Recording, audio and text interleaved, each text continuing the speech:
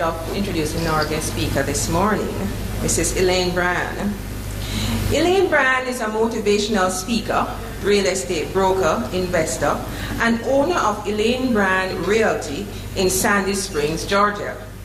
This Northwestern alumna is currently completing her PhD and is a counselor at one of the top charter schools in the United States. Elaine's philosophy is what you do with what you have determines what you become. Everybody heard that? What you do with what you have, not what somebody give you. What you do with what you have determines what you become. She's the first and only recipient in Georgia of the Judge Glenda Hatchett Reach for a Better Future Inspiring Excellence Mentoring Award.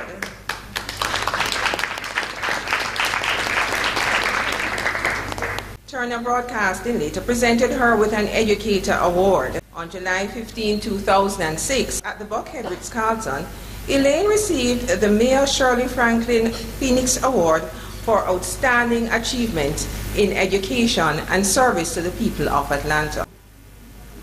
With all of those achievements and awards, she still found time for a #1 TV show. She has excelled in real estate so well that she was invited to share her knowledge on What You Get for the Money, which airs on HGTV and Fine Living channels. Everybody watch HGTV? Because I'm a big fan. Her husband Gregory, who is a systems analyst, is he here still? Yes, so I have to pick up Gregory. Even though it's a ladies' event, please stand, sir, so we may acknowledge you. Her husband Gregory, who is a systems analyst, keyboardist, music composer, and arranger, will be featured in some episodes. Elaine was interviewed on TVJ and was recognized as a Gleaner 2008 Phenomenal Woman. On December 3, 2007, she received special recognition from the DeKalb County Board of Education for providing counsel to children. Elaine was nominated by Judge Elliot Schoenthal and Councilwoman Karen McInerney and is now a 2009 graduate of Georgia's Leadership Sandy Springs. Please join me in giving Elaine Bryan a very warm welcome this morning.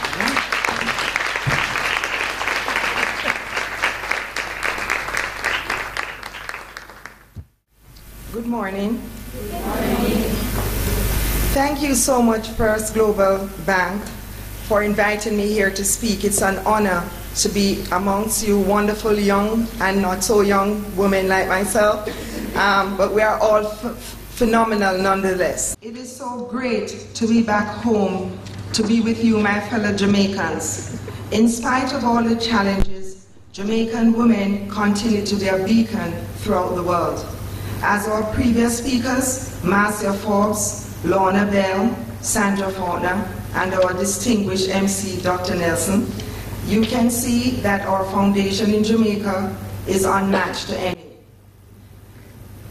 I also want to applaud the First Global Bank for this initiative to organize such a progressive forum for young women of Jamaica. I would like to start the presentation by telling you a little bit about my personal experiences in Jamaica.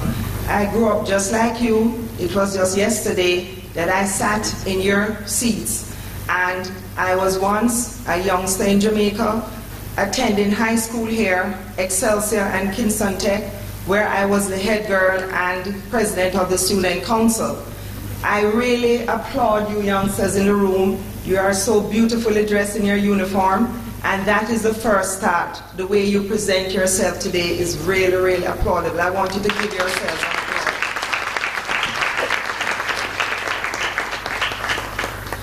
There are a few encouraging words I would like to leave with you, and it relates to what happened to me when I was a child in Jamaica.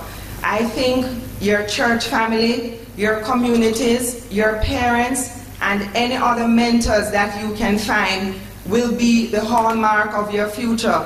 You should always try to seek out mentors, to accept your church community. I can share quickly with you an experience I had when I was here in a church. The church is led by Pastor Carmen Stewart. It's a female pastor. I used to attend there to Sunday school.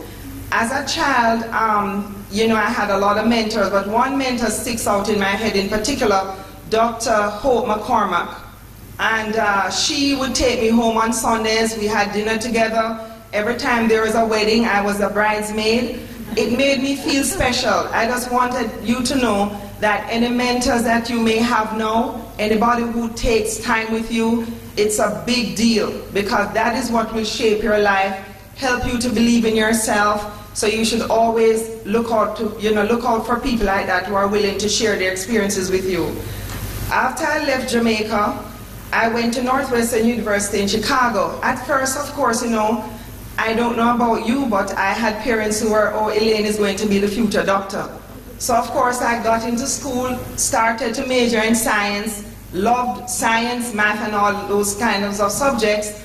But when I started interning in the hospital, my mom worked there, she was a nurse. I quickly found out, oh no, this is not for me, especially after a young person like you sitting in the room today died. They were doing surgery with her and she died, and I said, this is not for me. I quickly changed my major and started to do education major because I love to help. I decided at that time to be a teacher, so I started to teach math after I finished my college life. After teaching math for a while, the principals, everybody, the students and everybody said, oh, Elaine, it will be good for you to be a counselor because you seem to be very good at empowering people and making them feel good about myself.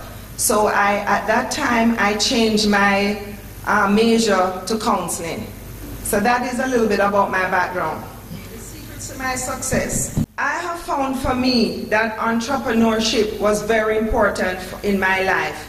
I believed in being independent.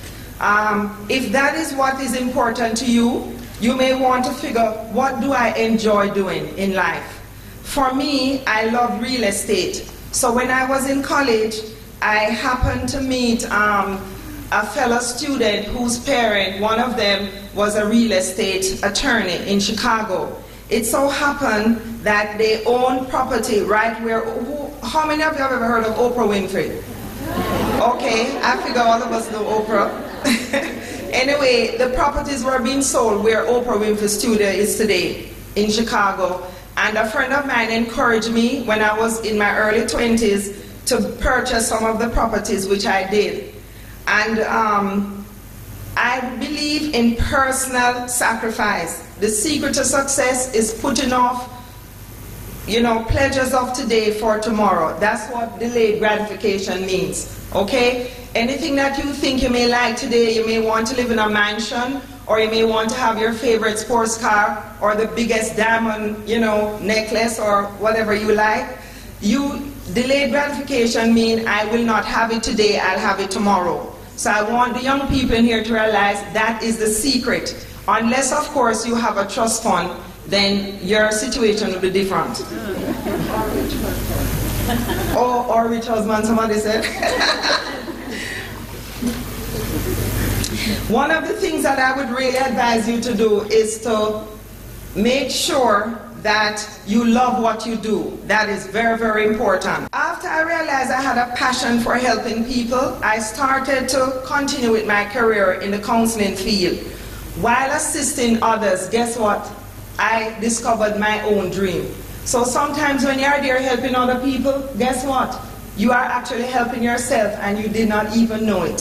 So extending your time and effort to other people, this is something that I would like to leave with you today.